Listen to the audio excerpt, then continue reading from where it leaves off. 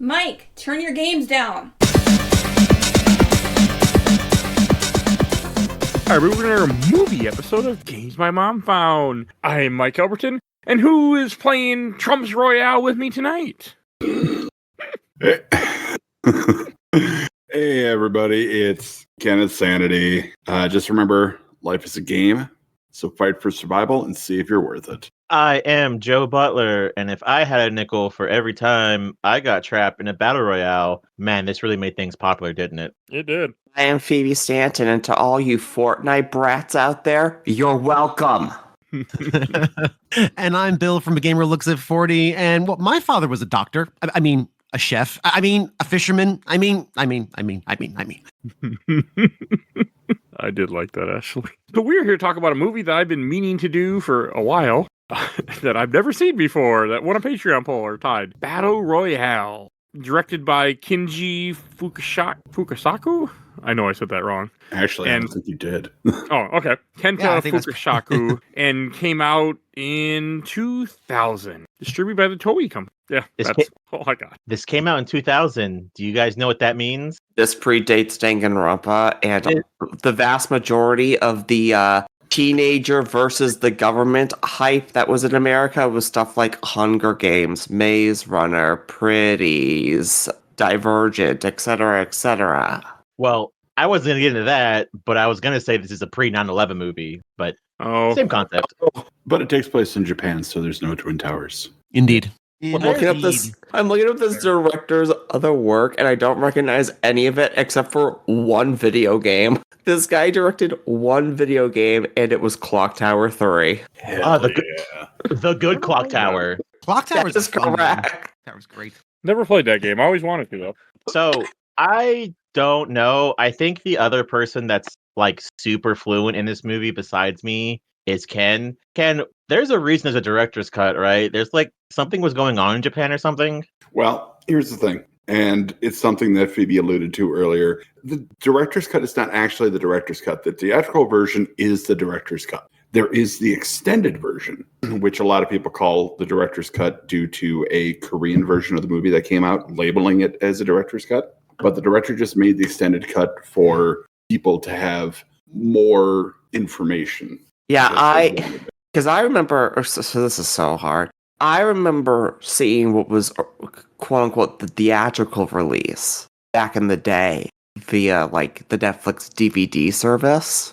So seeing it on Amazon, there's two options. There's one labeled Battle Royale. There's one labeled Battle Royale Special Edition. So I clicked on Battle Royale to start watching it this morning for this show because it's been over a decade since I've seen this movie. And it starts doing an English dub. I'm like, what the hell is this?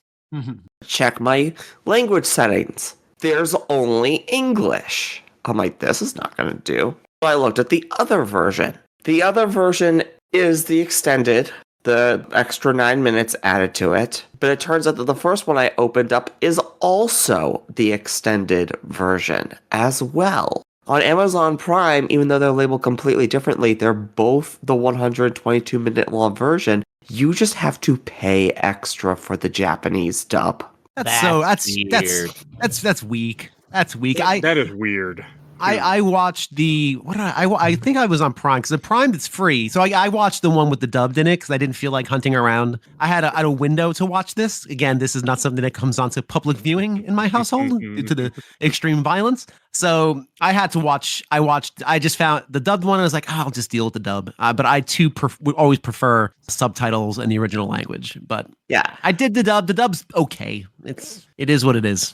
And it's really funny that it's been, again, more than a decade since I've seen this, and I could instantly tell what scenes were added, which just tells you how much of that movie has been imprinted into me. I can never tell, honestly. It's mostly the basketball scenes, Mitsuko's entire backstory, where she goes into her room and everything. That's all completely new, and the 3 Requiem bits that are at the end are also completely new. I'm used to the movie ending with them out on the street like running across the street as they're fighting for their futures. Yeah, which feels like the natural ending. That feels like the right way to end this. Them going on an adventure, destination unknown. I think the other three is in the cut I saw, they basically flesh out the dream scenes or the flashbacks, and they felt like supplemental material, which fine, nothing wrong with it. It was perfectly fine, but it ends on that really nice like we're gonna get out of here together. We both survived.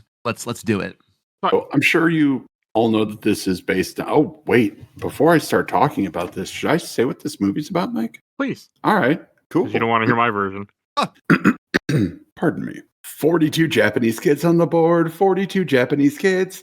An entire middle school class is taken by government decree to be made an example of by having them kill one another. Seems like a perfectly cromulent way to deal with the youth uprising against the government. Idealist Shuya Nanahara is thrown into the gauntlet as a number of classmates compete to be the last person standing. Will he be able to work with the mysterious transferred student to escape, or will he be yet another victim of a dystopian government hand weighing heavily on the soul of a nation? Wow. Did you just use the word cromulent? Cromulent. Cromulent. Yes. I'm so proud of this man.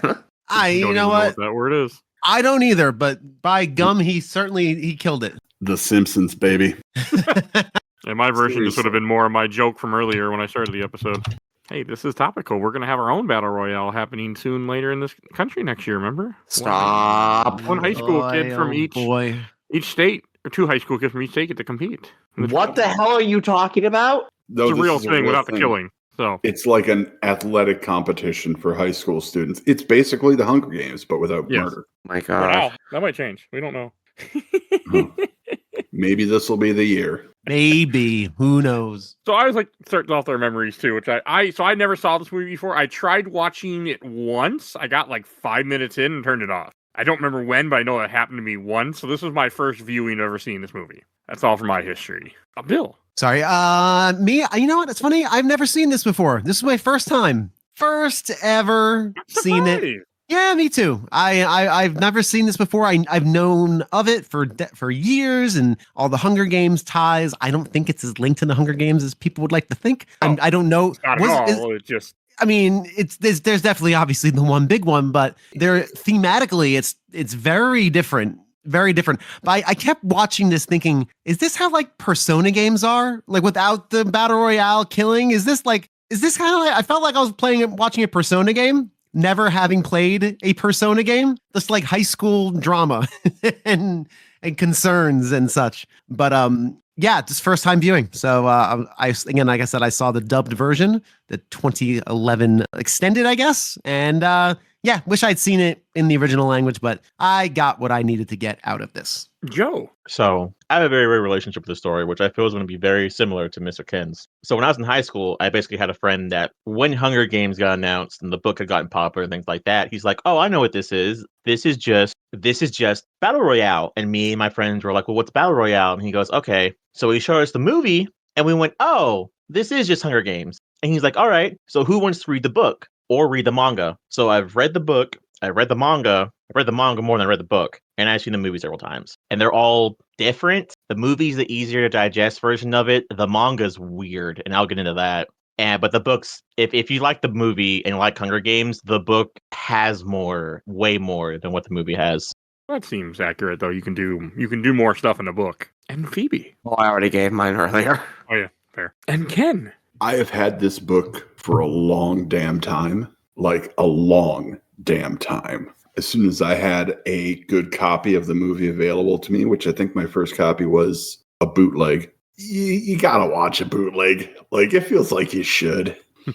But I too have read the book, watched the movie, watched its sequel, seen both versions of the movie several times, read the book several times, read the manga several times. Book more than manga for me. I usually read the book once a year. But yeah, I have a pretty long history with Battle Royale. All right. I can't remember if it was you or Joe that put it on the Patreon poll that it won in months ago. I don't know. That was a long time ago. But I know you both were really excited for this movie.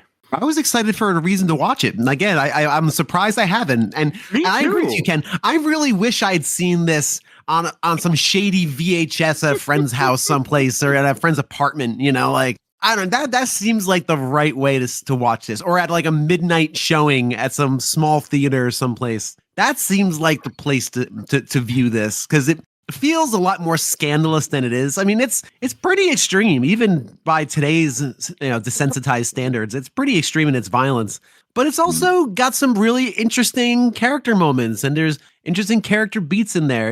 This is a well-crafted action movie that does a lot more than you would expect from its provenance. Now, I was just going to say, the interesting thing about this is that the book came out April 21st, 1999. The movie came out December 16th, 2000. So they made this movie fast. Wow. Yeah, they did. Now, who is a student of history and knows what happened the day before this book was released? I don't. I don't either, and I probably should, because you said 94. 99. 99. Oh, 99? No, I don't know. Yes. Nobody can remember what happened on April 20th, 1999? It would have been 8, sir. I don't remember any of that. Oh, Columbine!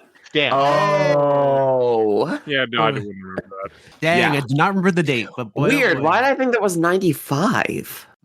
No, this absolutely happened in my last year of high school. So for this to come out the day after Columbine Yeah, that's is a bad very unfortunate. Yeah. I'm assuming this movie didn't come to America that quick then. No, it did not. Boy, oh boy, we were all kicking in the suits were kicking and screaming about Mortal Kombat and Night Trap, and here and Doom, right? Here comes this game. Here comes this movie full of its crazy bloodshed and children dying. Well, to be fair, the movie was a year afterwards, but it was because of the Columbine similarity that the movie didn't actually see official stateside release until like 2010. That makes sense, though, because is that America's first school shooting or big one? I don't know if it's the first, but It would definitely be the biggest one. Yeah, it got the most attention. Since then, it's been the latest sensation sweeping the nation. Oh, God. I mean, yeah. But remember, it has nothing to do with the guns. It's not the guns' fault. Remember that. Yeah. No, definitely not. It's a Guns video don't game. kill people, bullets do, but the gun helps.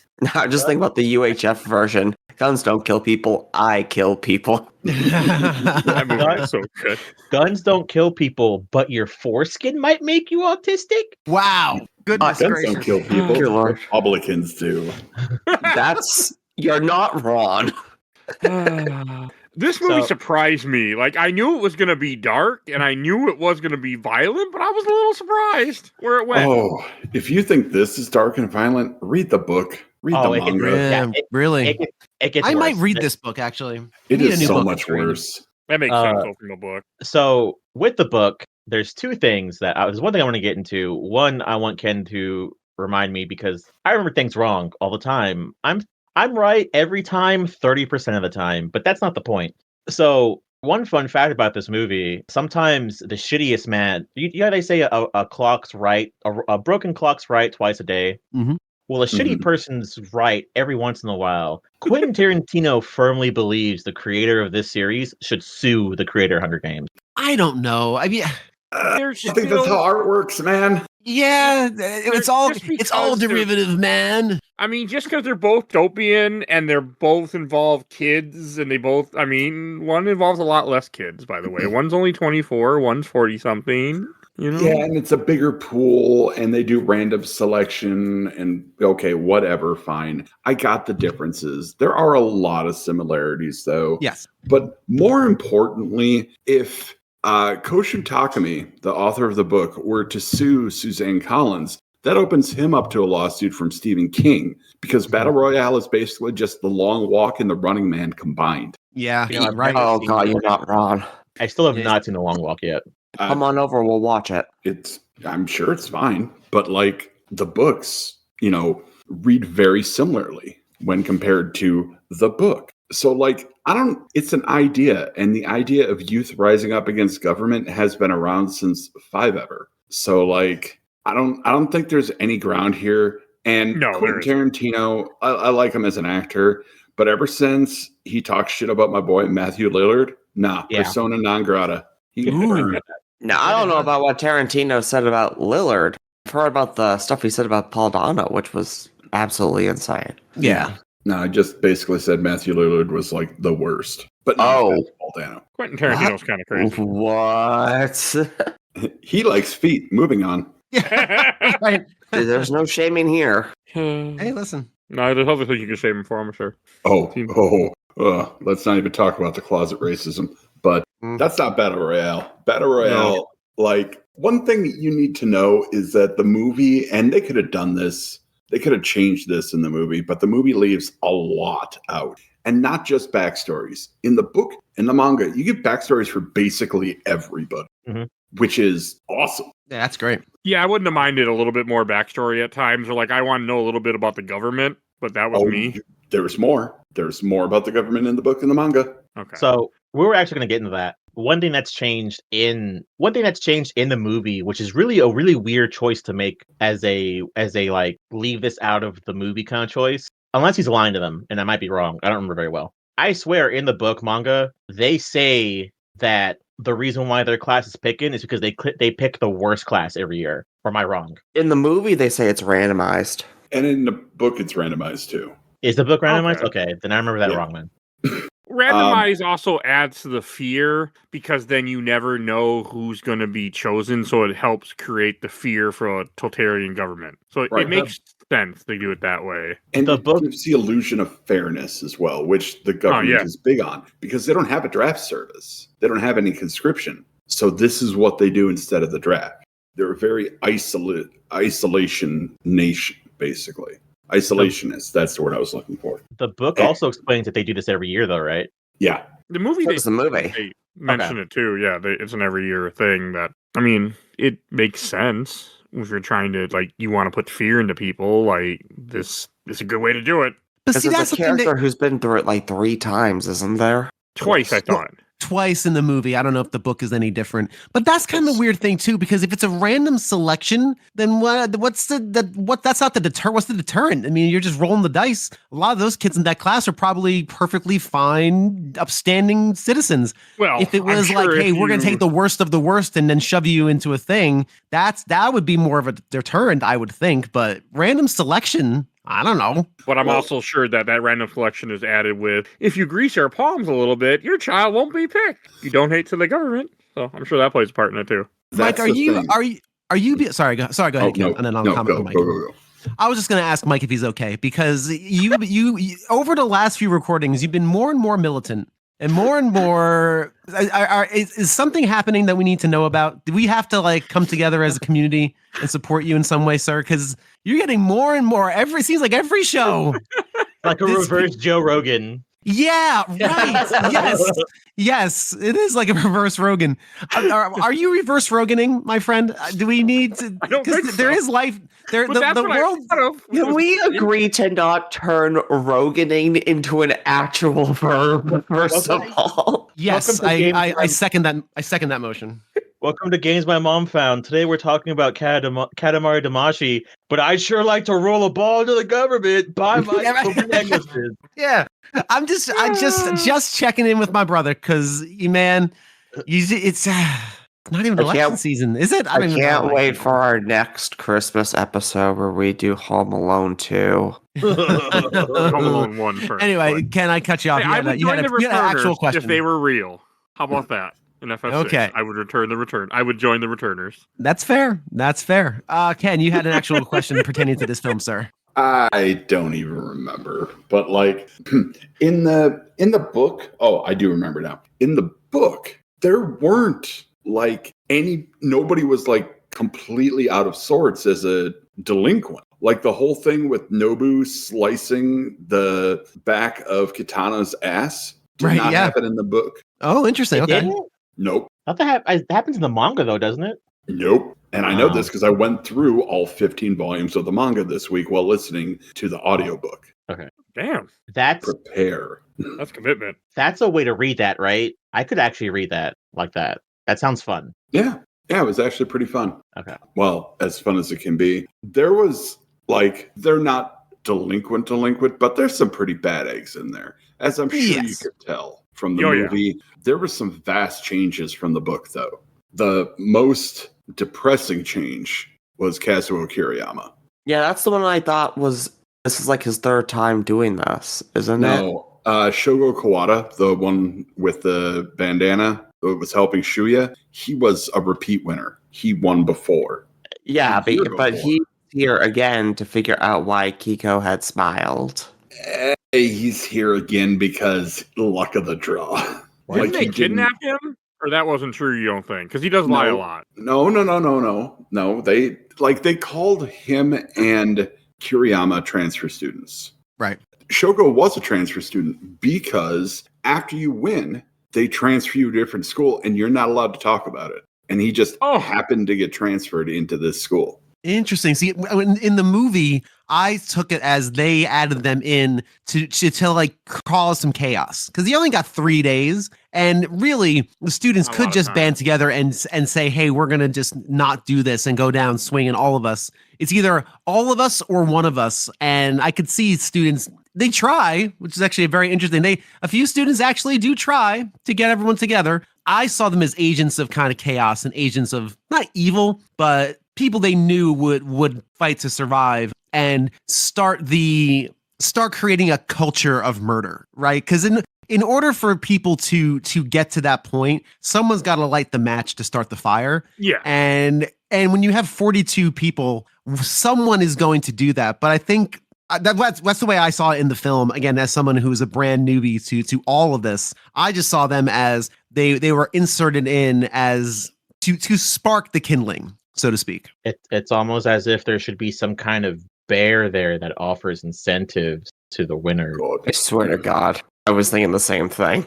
I don't get that reference, but you will someday. Will. No, I mean, I do agree with that. Like, you need to have somebody who's going to just start, like, because from what they say in the movie, the other student chose to come here just so he could start fucking murdering people. Yeah, which is not the case. In the book and the manga, Kazuo Kiriyama also has no emotion whatsoever throughout the entire thing. Like, Kiriyama is a Mary Sue in the book. He is good at everything. He's good at leading a gang. He's good at murder. He's good at playing the violin. His daddy's rich, probably owns a dealership, but he got in a car accident and that part of his brain was damaged. So he felt nothing. He flipped a coin to decide whether or not to play the game. So when I see the movie version, I get kind of bummed out. Huh. No, that's fair. Yeah, that's interesting. Yeah, because they don't really give him any backstory in the movie. He's just a kill-happy douchebag who joined it voluntarily. He's here to push the plot along by getting rid of enough people that they have to start coalescing together. I mean, it does make sense that there are, like, in society, if this was a real thing, there would be some people who decided to live like this. Or decided to go, like, I'm going to murder. Probably. I believe that. It's like the equivalent of, what is it called? That other movie where we kill people on a certain day. The Purge? The Purge, yeah, not The Purge. I kinda. Never watched those movies. They're fine. They're gonna give the wrong people ideas, though. Which is funny because those movies are actually anti-capitalism, so. Oh, so anti-capitalism. Mm-hmm. And so is this one. Oh boy, yeah. Yeah. I didn't think about that. There's some interesting thoughts about this movie out there. I mean, obviously you can look at a surface level and say, yes, this is absolutely about just teens being forced to kill themselves. One analysis of a film said that they thought the film was more of a critique of Japan's notoriously competitive school system and how much pressure it puts on the students to succeed academically, which you can absolutely see that. And it's pretty fascinating. There was so many attempts to get this book and movie banned in Japan. Oh, I believe it.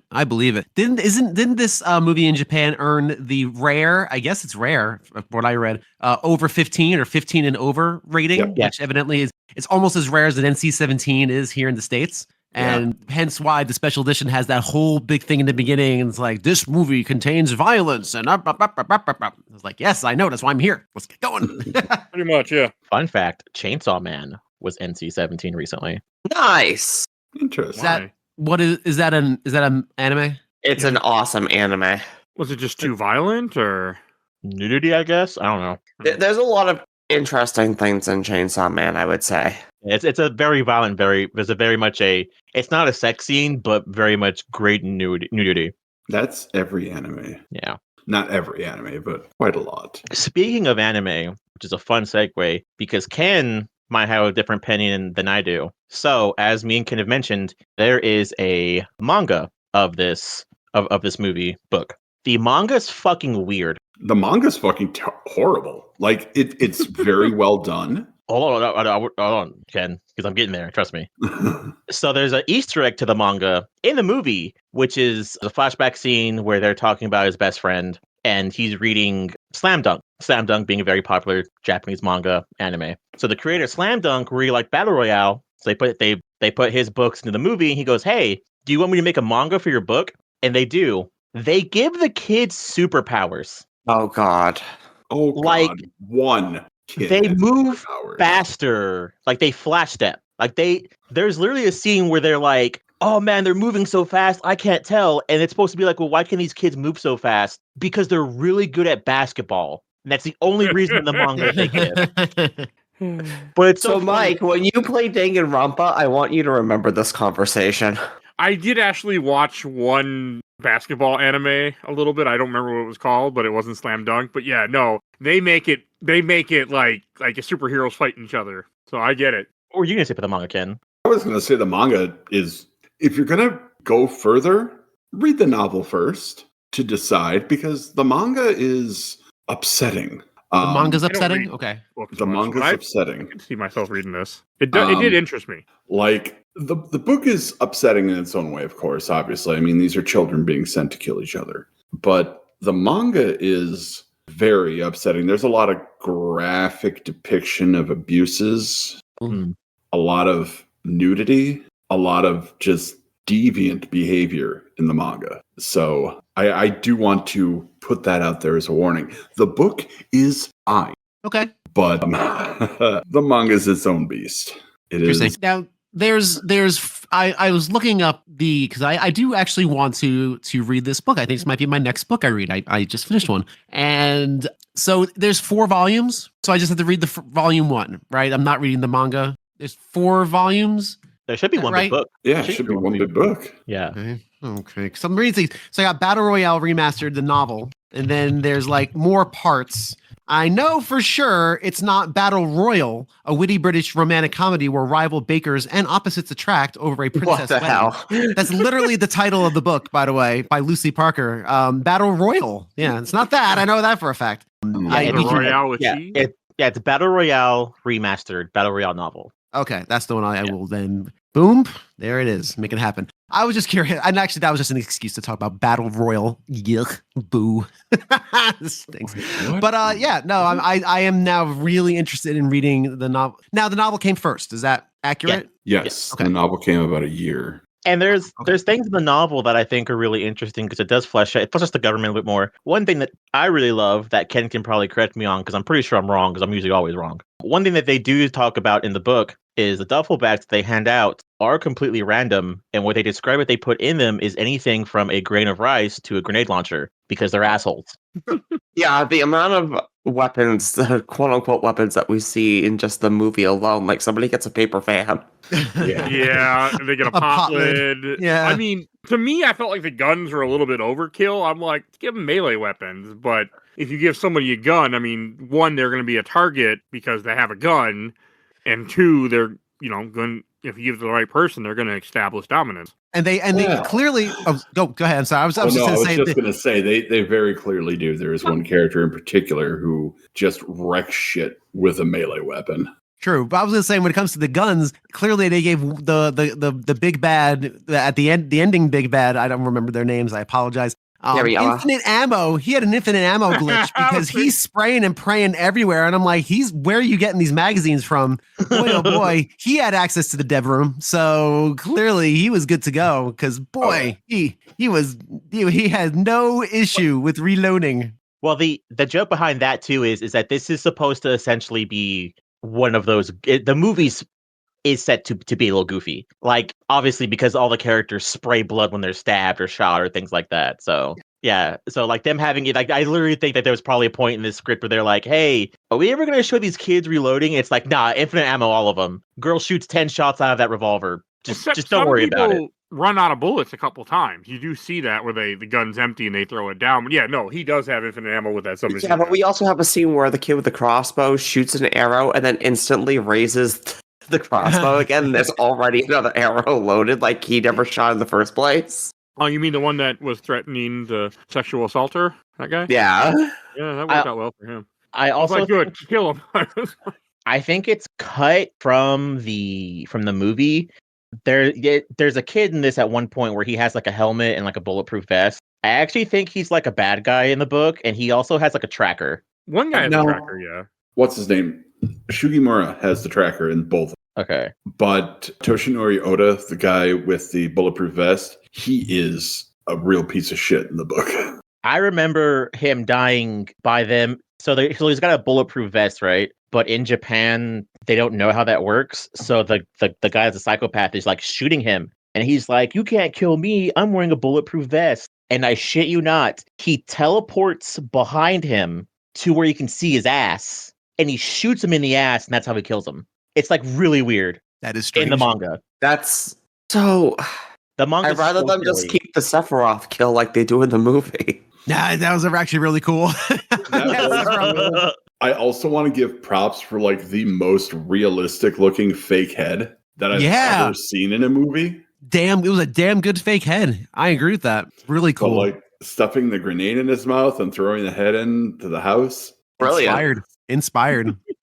Absolutely choice. It is a good scene. Now that's not a movie scene. That's in the book. No, that's in the movie. No. I mean, that's not like a movie only scene like that. He does that in gotcha. the book Original. too. Yeah, like they didn't do that to be goofy. They did that. That happens in the book. One of my favorite parts or favorite moments in a movie full of them. First off, I think we just had overall the direction and the action direction is top notch in this. The it's pacing very good. is sensationally good. You can see all the action happening. There's great tension in there. The tension never lingers too long. It's really just beautifully crafted as far as that goes. One of my favorite moments though is the scene in the lighthouse where our main protagonist wakes up bandaged and everything's going great. Everything's going good until the one girl decides to poison the young lad, but then the other girl comes in, and now it's just full on The Thing paranoia. And that is when this movie is at, I think, its best, when people are just unsure of what's going to happen next and feeling this overwhelming sense of,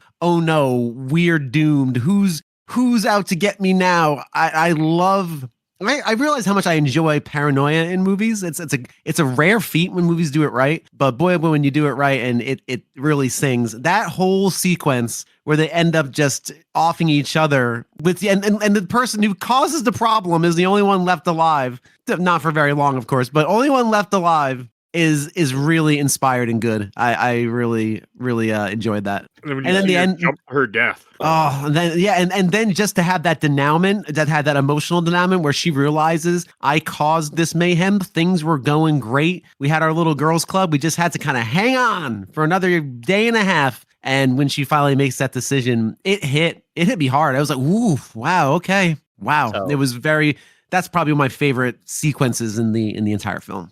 I'm gonna go for a Joe Patton, a quadruple segue. Are you guys ready for this? Oh, what the hell? Quadruple segue. Strap in, everyone. Yeah, it's gonna go crazy. Trust me. So first things first, Ken, I might be super wrong because it's important that scene. Bill, I'm really glad about the scene, but it's also my favorite scene because it's the best way that shows that this is why this is a superior movie to Hunger Games. Which, like I said, I'll get back to that. But Ken, did the book say specifically, or am I remembering this wrong, where they said that they even though they're all given random weapons, they very specifically gave all the girls guns? Am I remembering that wrong? I think so. Okay, I'm probably remembering because that's not true. Okay, Like, so Yuki, one of the girls in the patio where she's calling out with her megaphone, that was her weapon. Yeah. Yeah, Nana clearly had just the poison vial. That must have been what her weapon was.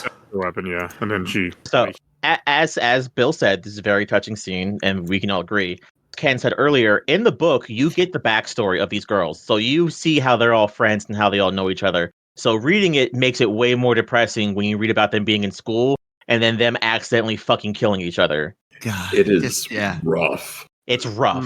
I don't remember if they say it in the movie. I watched a YouTube video. I'm assuming it was in the movie and I didn't catch it. But like they had made a comment where like if you don't kill everybody, we're gonna kill all of you anyway. Or if you don't kill a certain amount of people within every hour, we're gonna kill you anyway. Yeah, you have 3 days and then the collars go boom. Well, And that's that's a day 3 problem. Like that's a thing. We don't worry about that. That's not a now issue. That's a 2 days issue. That's So, Bill, you're saying we should just run around the town and just dance because the moon is falling and everything's okay? We don't have to worry about that bomb going off? Oh my god. Yeah, Okay. that's fine. So in the book, it's a little tighter. If there's 24 hours that goes by without a death, the collars blow. Oh, okay. So that definitely creates a lot more tension Urgency. in the book. Yeah. Which is pretty wild. Yeah, that's I mean, it gives them a good incentive to why they have to fight. You know, I mean, the fact that they all know each other, I mean, wouldn't make it harder because you like we were talking about with the lighthouse, because there's always a lighthouse. You know, you have, a bunch of friends and all of a sudden they just, they start losing it because one friend just got poisoned to death. Mike, this is the second podcast that I'm aware of that Bill had to record today, and both of them had BioShock Infinite references. I just can't escape it. I can't escape it, damn it. So you want to hear a 3-hour talk about BioShock Infinite? It's on this show with Bill. I'm there too. You are there. 3 hours. What? So does the book, when you say that a death has to happen every 24 hours, Yeah. does that only include murders? Nope. Okay, The collar has to stop every 24 hours. because that's one of the things that I love about this movie. Not the fact that there are kids who kill themselves, but the fact that we do see all these other little side stories. We don't, like, we have our little main character trio, but we do see what some of the other students are going through. And it's not one centralized story. You see how all these different factions have to deal with this in their own way, and some of them sadly take a route that does make sense within this world. You have 2 kids who team up and jump off a cliff. You have the 2 that hang themselves, and that has probably happened in the other games so far. Yeah. The Yeah, 2 for sure. lovebirds taking the Romeo and Juliet way out, kind of appropriate. So that's one of the things that, it's funny enough, still goes to my segue, goes into it as well, which is why I will always say this ends up technically being the better iteration of a Battle Royale style, because the characters having pre-established going through school is what gives you the drama there. Because there are people who, and I think that's kind of why they know it's going to work at the end, because they know there are kids who will protect each other. They know there are kids who have grudges. They're all a bunch of shitty teenagers who have stories with each other and background. And that's why I think this is a better story, but also hits harder than Hunger Games, because Hunger Games is just a bunch of random ass children. Yeah. Champions from different districts you've likely never met before. Yeah. Having all this pre-built, these pre-built relationships, as trivial as they may seem, to people on the outside, definitely lends itself more to those connections and making them kind of hit harder. It's a bunch of people in a situation they're not equipped to deal with, and a situation that no one's equipped to deal with. And how do these people react to said, situation? Do you go about it systematically? Do you dive into it? Do you avoid it? Do you just run around and panic like a lot of them do in the very beginning? Just run and panic. Yeah, that's what people would do. That's exactly what people would do. You're right. And everyone's different, and there's no honestly right or wrong answer to that. There obviously is there's a best answer. But you know what I mean? It's an extremely challenging thing. And I think what this movie also does very well is it gives us time to think about what would we do. One of the great scenes is the opening, when you have that very not the opening, but when you have the very cheerful person on the TV saying, "Here are the rules of the game," and it's very, very adorable. And then they go through showing you half of the students basically getting their gear, their reaction, them running out or walking out, saying goodbye to people. The fact that the movie has enough sense to stop and let you see that, as opposed to that just being like a montage or something that's blown by, really allows you to sit with yourself and say, wow, if I was in this classroom, what would I do? which direction would I run? What would my plan be? And I really appreciate the filmmaker going through that and not just introducing people's names, right? That's the functional part of that is we got to get everyone's names down. You're not going to remember them. There's a lot of characters in this movie just to give you a minute to sit with what's happening. It's really, really well done. Very smart filmmaking. I think one of the best parts of that scene is, and in the movie overall is Kitano's attitude through this whole thing. Because for those of you who don't know who that is, the actor who plays Kitano is B. Kateshi, who is a prominent actor, director, and comedian over in Japan, who is probably most well known by Americans as the creator of Takeshi's Castle, or as we redubbed it over here, MXC. And so to get somebody who is so prominently known as a actor/comedian, like a major comedian, to play this role, and just there are scenes where he is performing so well when it comes to the drama, but there are some scenes where he is just having fun with it, especially with them in the classroom watching over the tape. He's waving to the girl. He's like, "Come on, everybody, haha, let's get into this." And it's like, no, there's only one person who could have played this character, and it was Beat Takeshi. I love him so much. I'm just always so glad to see him show up in things. Such a... I have no idea who you guys are talking about. Also, the way I named all these characters, none of them had their actual name. When me and Tiff were watching this, like, the guy that almost survives the end of the movie, that was Kuwabara, we called him. The other guy that killed everybody, we called him Yusuke. We just gave them our own names and went with that. And that's how we described the movie as we talked. All right, let's put this a different way. Mike, do you like the show Wipeout? No. Womma. That didn't work. It's fine. So I don't like those type of shows. what's up with the teacher and the fucking the girl? All right, so what I got from Kitano and Noriko is that throughout the movie, we get like little scenes of him out, and he gets a few calls from what is clearly his daughter, and she is very distant. Like, she's calling him, but it definitely feels like she's being forced from what you can kind of hear to call him. And from what I gathered, Noriko is the daughter that he wish he had because she was one of the only students who treated him kindly. Mm-hmm. Yeah, I thought they were going for something else at first, but then it turned out not to be. So that was nice. Yeah. It's No, okay. no, that's Mitsuko's story. Yeah, no, I caught that. Which again, that is new to my viewing this time. Because that wasn't in the original version that I watched. Fucking hardcore Soma. It's worse in the manga. Oh, God, how? How could it be worse? I promise you it is. I'm not talking about it. Oh, I'm just going to assume that it actually shows it, and I will never buy this manga. I can give a hint. Actually does, but I can give a hint to it. To one part. Let's just say there's a scene where she has sex with a guy and kills him while she's having sex with him. It's weird. So Danganronpa on this island.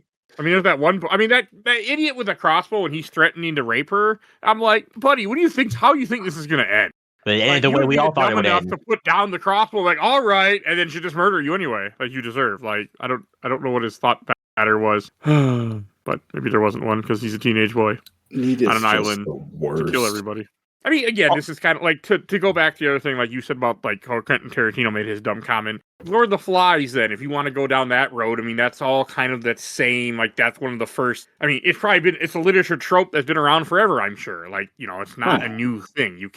They're not, I mean, this wasn't made by Nintendo. They can't just try to copyright just because they feel like they should, not like that. I don't know who said it, but it was said a number of years ago that there are no original stories anymore. That every story you see is basically just a permutation on something that came before. Yeah. Which is fine. Yeah, nothing wrong with that. I'm fine with interpretations. But like I used to be one of those people that was banging the drum hard for, Battle Royale came first, Hunger Games was the cheap ripoff. Hunger Games is more focused on the fight against the government than this is, even in the book. So it's an evolution of the story. Yeah. Now, PUBG, that should have been sued. Like, Culling should have been sued first. Yeah. Because the whole idea of a battle royale where the area gets smaller and you have to kill everybody, that's battle royale. Yeah. And you got people wearing pots in their head. Come on. Come on. Get out of here. Speaking of things that were inspired by things, I guess the one girl is wearing like a yellow tracksuit. Is that inspiration for the bride in Kill Bill? It might have been. Thing, you mentioned that. Okay. Yeah. That is the same actress who would go on to play Gogo Yubari. in Get out Kill of Bill. here. Yeah. Really? Yeah. Get out of here. Oh, that's cool. Look at that. Very cool. I was just curious. I saw it and I was like, oh, I wonder if that, because again, Tarantino is very vocal of this being one of his favorite movies. And I'm curious. If that I was would not be surprised. a nod. No, it 100% I do find it was. funny. I don't think it's It was her. a nod, a purposeful nod. Okay. One of the women, when she kills somebody, like with the girl with the sickle, after she kills the other woman, she goes and takes a shower. You see her like the next day. She's like, "Oh, I had a shower," and she's doing her eyelashes, and that just cracked me up. I just murdered a few people. All right, I'm just gonna. Yeah, isn't it Mitsuko too? Yeah, it's Mitsuko, good. yeah. She lasts a little bit, so I was sad when she got killed. She lasts till the end. Yeah, not that. I wanted more. I wanted her to make it longer. So I have a question. I didn't catch this. What happened to the hacker club? Hacker Club got blown up. Oh, okay. Was that? They They had Yeah. made bombs to try and bomb the home base where Katano and all the soldiers were, but Kiriyama got to them first. Yeah, the psychopath guy got to them first and then blows them up somehow. Oh, Yeah. Where did they get all that tech from? Was my question.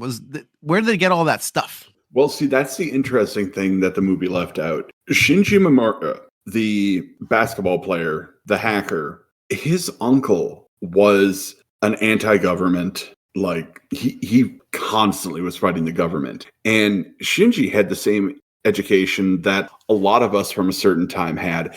He knew how to make bombs. Right. He knew how to disrupt government, and his uncle taught him that. So the movie would just have you believe that he's good at shit, which is true. He is. Yeah. But the bomb blew up because Shinji set it off because he was trying to kill Kiriyama, and it didn't work. No, it did not. No, it's very anarchist cookbook where, like, yes, you can get a legal copy of the book, but that's because stuff is changed. It's like a 95% accurate thing. And if you don't know that 5%, you're going to do some bad shit. Yeah. And I know as somebody who knew somebody with a 100% accurate copy. I also knew somebody who had an actual copy. I bet it's you. No, it But was not me. The was it the hackers vampire you dated at one point in your life? No. And I want to bring up that story again. the hackers are also trying, or they do succeed. They fuck with the fucking government a little bit, right? Like at their base. Yeah, they managed to get into the system and reset the danger zones. And, like, guess. Yeah. But, like, another thing that didn't happen in the book. Oh, really? Yeah. Okay. What I find odd is that I find it odd that it's clearly Mamura who does it because it's the third man virus that he does it with. But then Kitano says Kawada was the hacker. Kawada was the hacker because there was another hack earlier. Oh. Yeah, where he okay. learned how to deactivate the necklaces. Yeah. But we never see how Kawada does it. No, because Kawada was in the same boat. He also was a trained insurrectionist. Is That's that why he in knows so the much. book? Yep. Oh. I want to read this book. Like, I might read the book Kawada had anti-government sentiment. Like, there is so much anti-government sentiment in the book that did not make it to the movie. I wonder why. I wonder why too. They had a hard enough time getting it through as is. Yeah, anti-government doesn't always work well with the government approving something, you know. But, like, in the book, rock music is outlawed, and Shuya plays rock guitar. Like, that is the way he's rebelling against the government. Like, everybody pretty much in that book is anti-government. Most of the kids, not everybody, but like a lot of the kids are. Yeah, Japan has been known to kind of have governmental issues, I say, because one thing I very specifically think of is what happened to Shinzo Abe. So Japan's also kind of been like us for a hot while, too. I don't blame them. Yeah. Yeah. And Japan wanted to ban this because at the time there was a lot of problems with the youth. And rather than actually try to fix the problem, they just wanted to cut this movie out.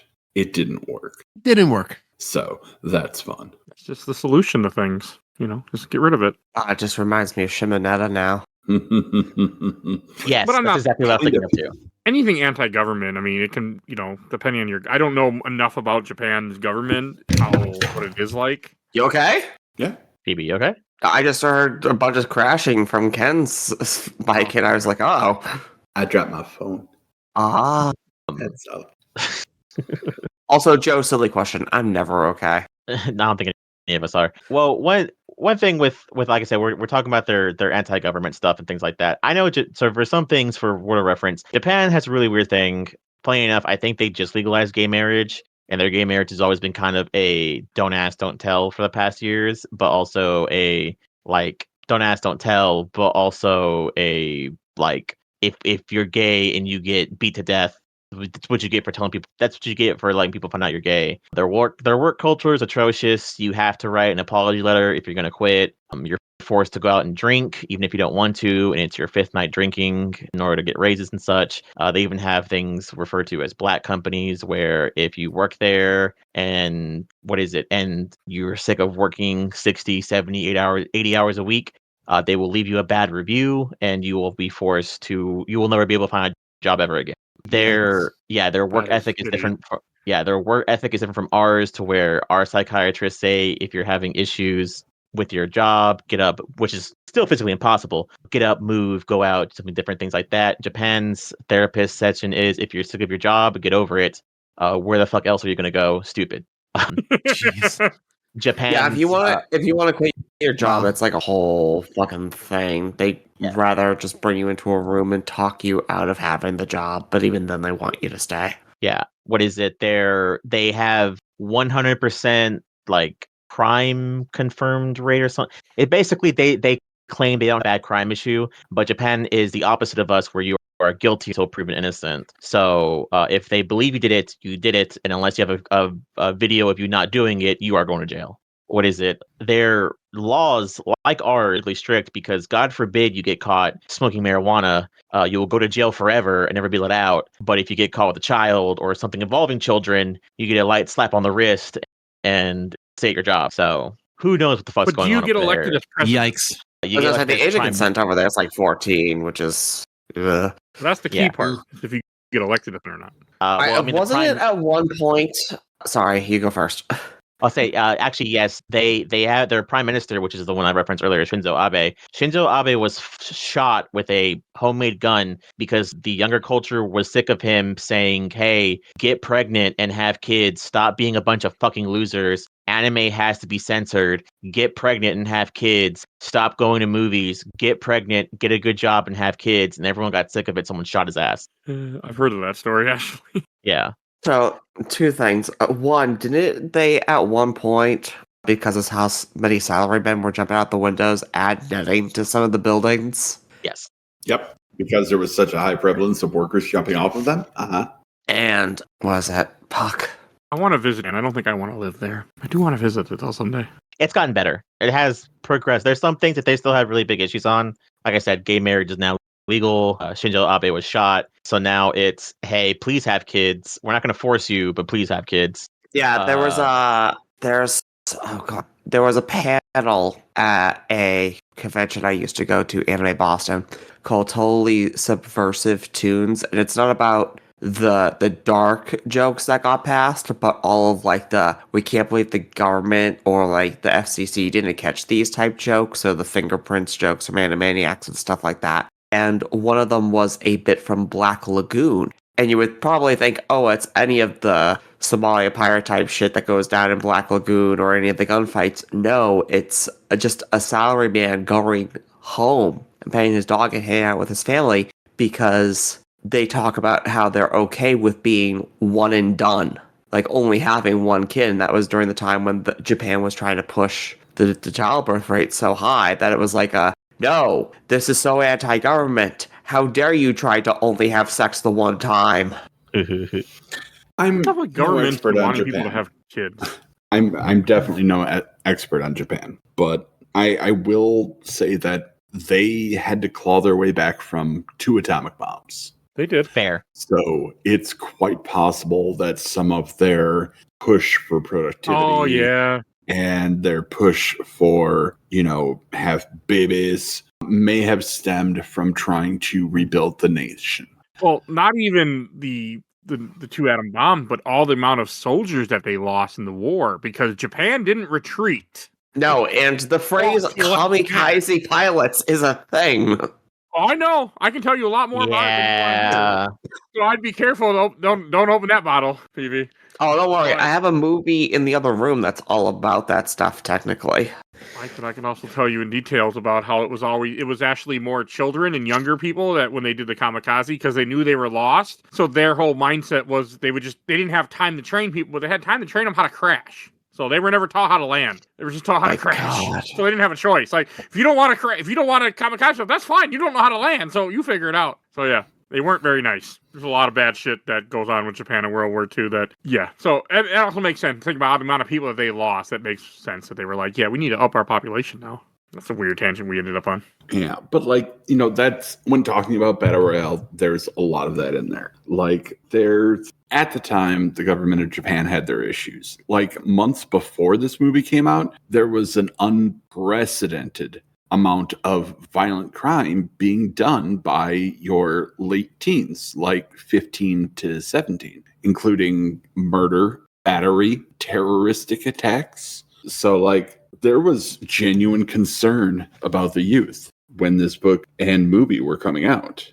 And you kind of got to talk about that to bring the whole idea of Battle Royale to make it make a little more sense. Because yes, you can absolutely see a point where the government might be terrified of the youth and do something like this.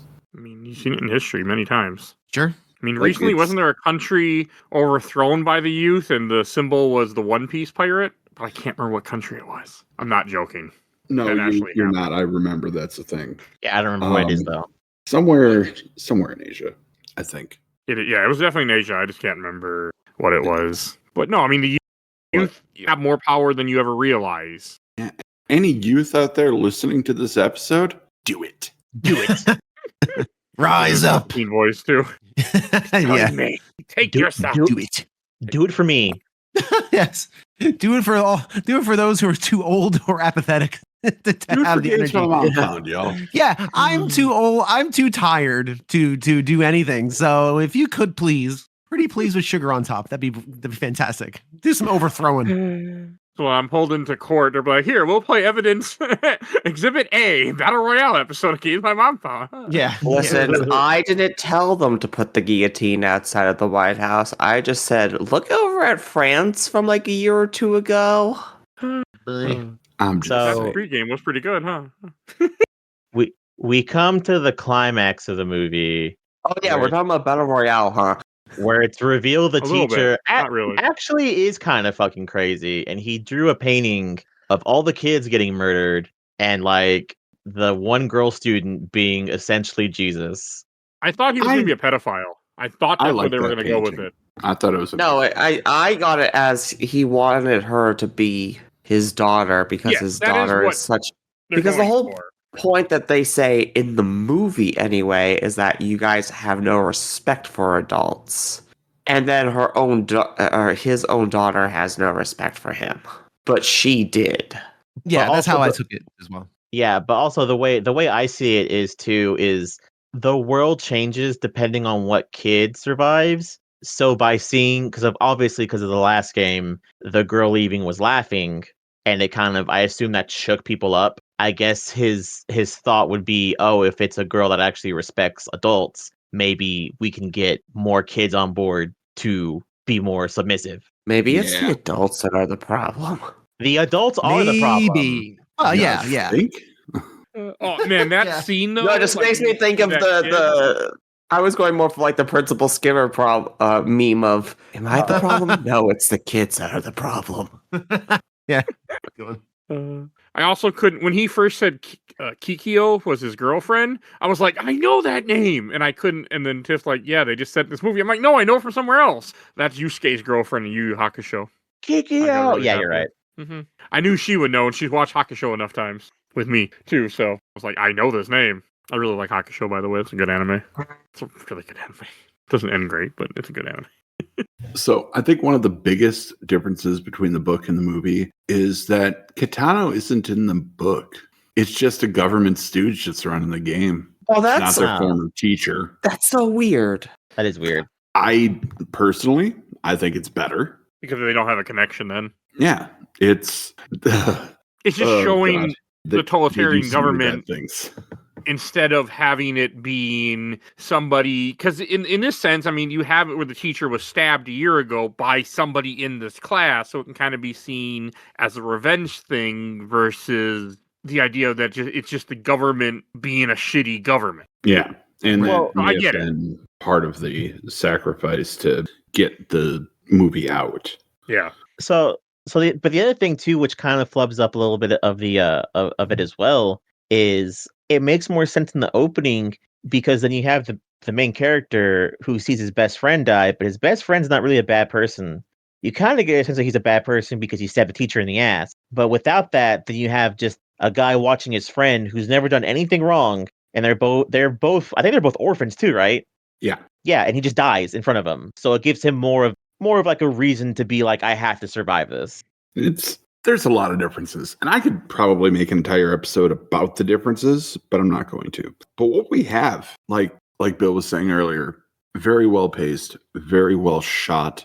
You get enough of a sense of the different students to either hate them or be upset at their passing, and that's pretty impressive for a movie that's like the theatrical version is less than 2 hours long. 100% agree. Yeah, it's remarkable how much they were able to kind of cram into this, how much characterization they were able to cram in this, and also do it in a way where things are still moving along. This is an under 2 hour movie. This flies by, and it's a very impressively made film. I'm really glad I got to see it. So with that, I have a very much fun fact that I love, but it's also sad. Mr. Bill, would you say you wanted more Battle Royale? Say no. Say no. You mean like another movie? Yeah. I know they made another movie. I don't think I don't know if it's any good or not, but I think there's another movie. They already answered that question for me.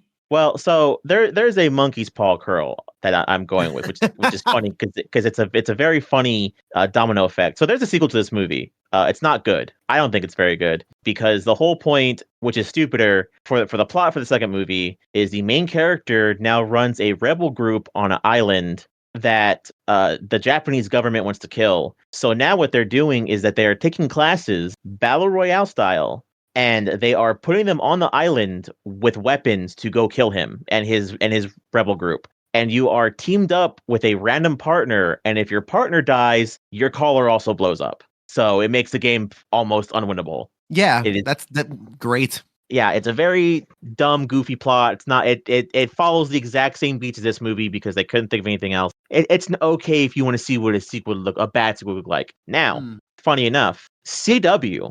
Everyone knows CW, famed American TV show company that's brought us, the Supernatural and Arrowverse, Vampire Diaries. Yeah, and The Flash.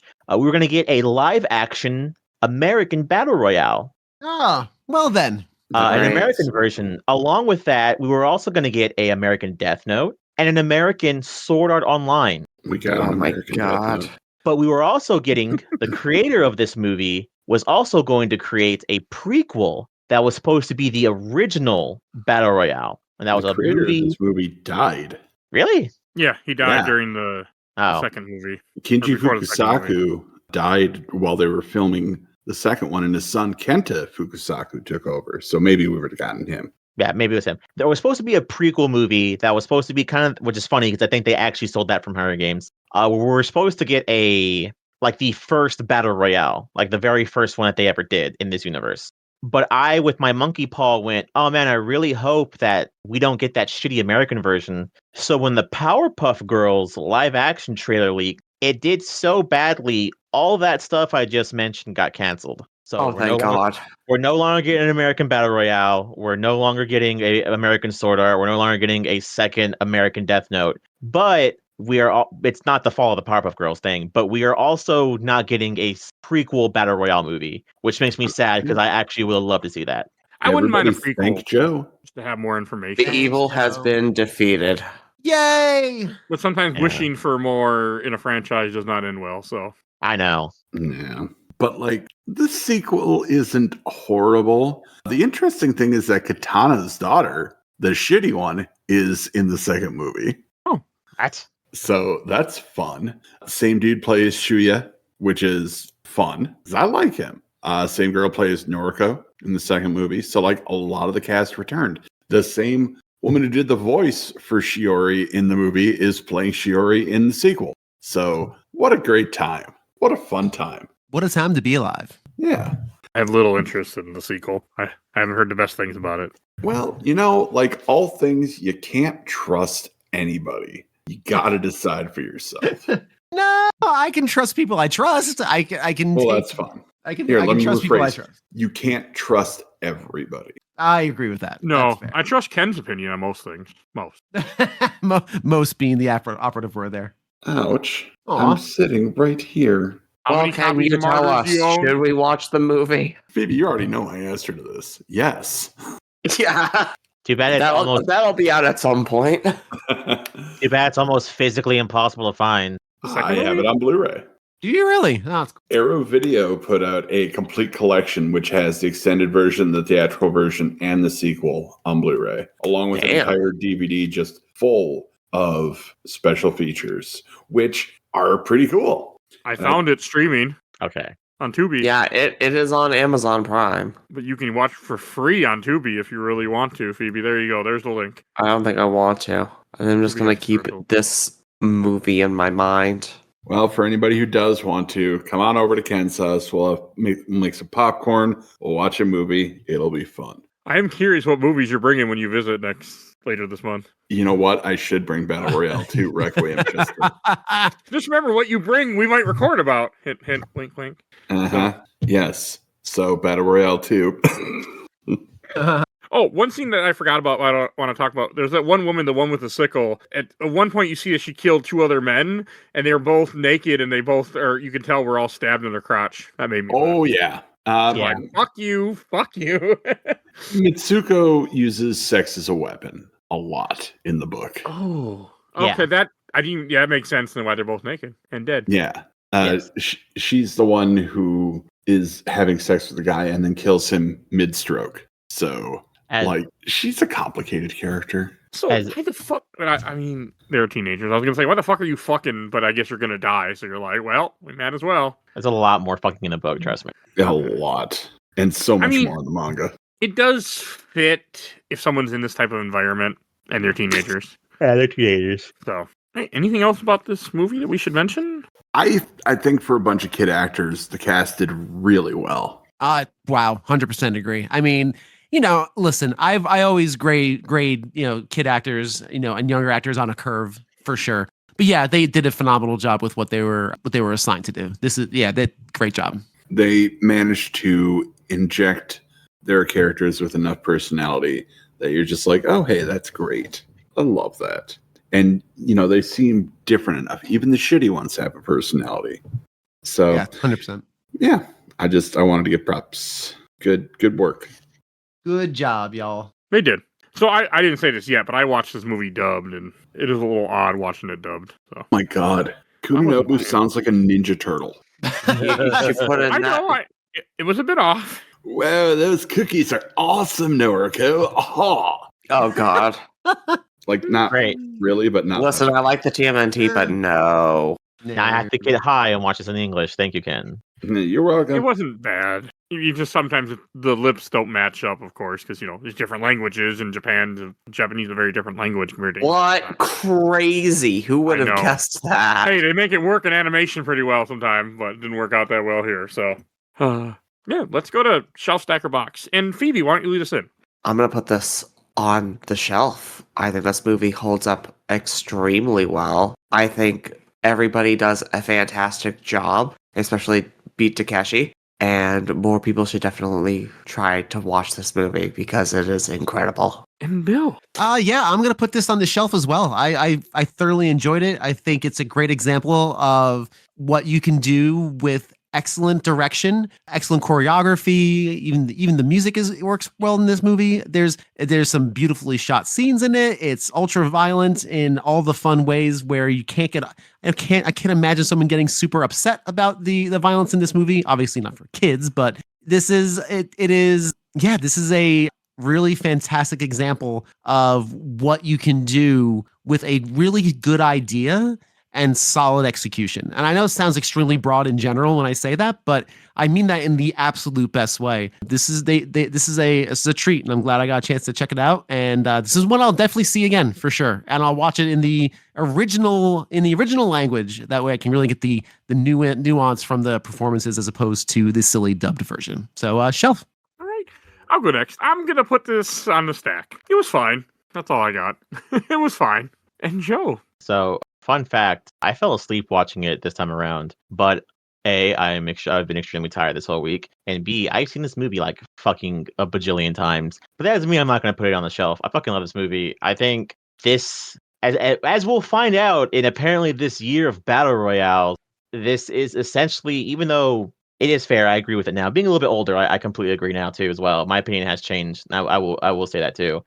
There is no such thing as original idea. So, I mean, yeah, everything's there. But Battle Royale does have a kind of a lot of the main blueprints that if you want to write a really good, what essentially is a Battle Royale story, you should probably follow at least a couple of things they do in here at the end of the day. But yeah, very much going on the shelf. All right. And Ken. Prize also going on the shelf on my end.